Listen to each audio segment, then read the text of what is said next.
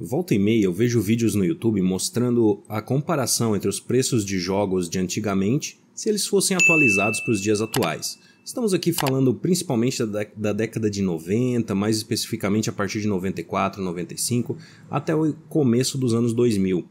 Mas o que você vai aprender aqui serve para comparar qualquer época. Considero que tais vídeos não refletem a real dificuldade que era comprar os jogos naquela época, ou até outros produtos, não somente jogos. Por alguns motivos que vamos ver ao longo desse vídeo. E através dessa comparação descobriremos como o mercado evoluiu para os gamers, se foi para o lado positivo ou para o lado negativo. Aqui eu vou detalhar a metodologia que eu considero a mais correta para quando queremos fazer essa comparação. Esse vídeo vai ficar referenciado nos próximos vídeos do canal quando eu fizer alguma comparação entre preços de épocas distintas.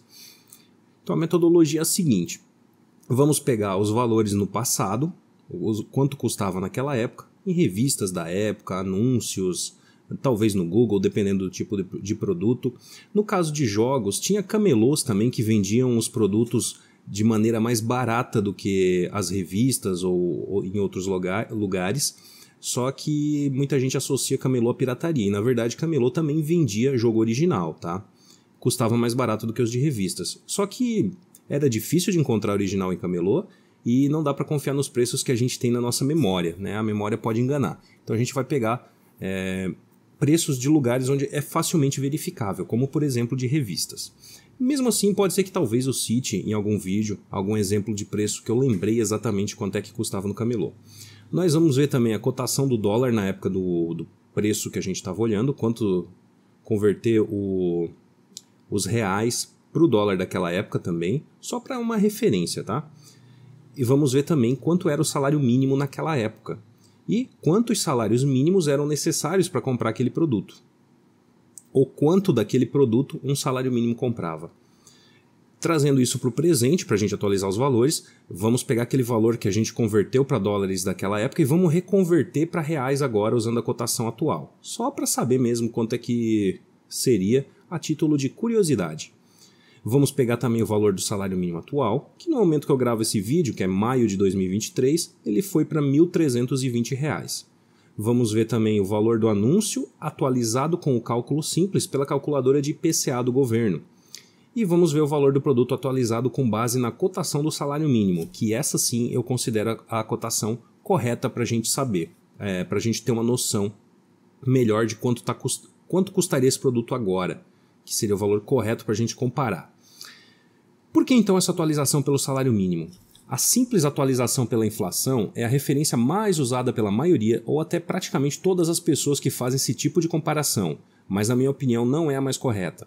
Quando fazemos esse tipo de comparação, o nosso desejo é o de saber o quão difícil ou fácil era adquirir os produtos na época, em comparação com as condições que temos nos dias de hoje. Até mesmo para saber também se ficou mais fácil ou mais difícil comprar esse tipo de produto hoje. Quando você atualiza os preços se baseando somente na inflação, você atualiza sim os valores, mas está ignorando quase completamente o fator dificuldade para comprar o produto, que muitas vezes vou chamar aqui de poder de compra. Para descobrir o poder de compra, somos obrigados a incluir na equação também o fator salário mínimo. Embora nós saibamos que no Brasil a maioria dos trabalhadores recebe acima de um salário mínimo, até mesmo porque não é possível viver com apenas esse valor, o cálculo de quase tudo tem como base o salário mínimo. Então os trabalhadores recebem 1,5, 2,5 salários mínimos e por aí vai. Então o fator dificuldade para comprar o produto, que acredito ser o mais correto, se baseia no salário mínimo. Quantos por cento de um salário mínimo o produto custava na época e qual seria o valor hoje atualizando na mesma proporção do salário mínimo atual.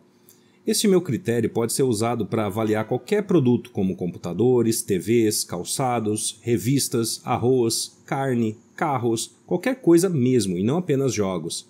Lembre-se que estamos avaliando a dificuldade de adquirir um produto com base no salário, a quantidade de suor que precisa ser derramada para poder comprar o item. Para exemplificar, vou citar aqui alguns exemplos básicos para você compreender melhor a minha metodologia e ver como ela se aplica a qualquer coisa. No ano de 2000, o salário mínimo era de R$ 151.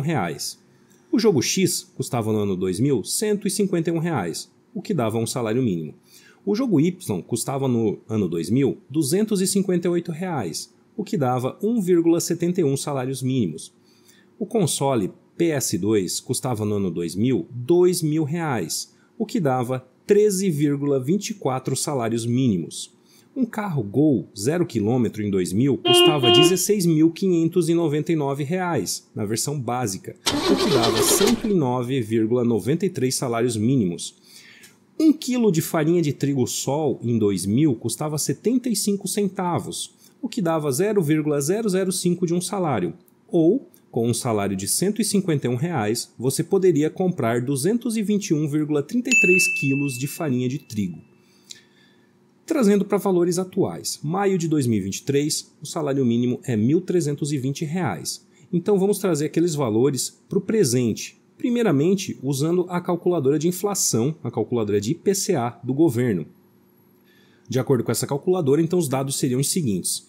O jogo X teria ido de R$ 151 para R$ 619,63. Aliás, se o salário mínimo tivesse acompanhado apenas a inflação, esse seria o salário mínimo no Brasil hoje. E só por esse motivo já podemos concluir que quem calcula com base apenas na inflação não está considerando o fator poder de compra. O jogo Y teria ido de R$ 258 para R$ 1.058,71. O console PS2 teria ido de R$ 2.000 para R$ 12.809,76. Um carro Gol 0 km teria ido de R$ 16.599 para R$ 68.114,40 na versão básica. 1 kg de farinha de trigo Sol teria ido de 75 centavos para R$ 3,08. Esses dados então foram baseados na calculadora de IPCA do governo, que no momento em que eu fiz essa pesquisa, ela tinha dados de IPCA até março de 2023. Agora vamos considerar a atualização que eu considero a mais correta, englobando o fator poder de compra, valores atualizados com base no salário mínimo. Então, ano de 2000, salário de R$ 151. Ano de 2023, salário de R$ 1.320. Pessoal, ao longo do vídeo vocês vão ver utilizando essa planilha aqui para fazer os cálculos aí do salário mínimo, tá? Vocês vão ver prints dessa planilha. Se você quiser mexer nela, dê uma olhadinha embaixo na descrição do vídeo que eu vou deixar o link para você encontrar essa planilha e também um link para você assistir o vídeo onde eu explico o funcionamento da planilha, beleza? O jogo X, que custava um salário mínimo, então ele iria de 151 para R$ 1.320. O jogo Y, que custava R$ 258, o que equivalia a 1,71 salários, iria para R$ 2.257,20.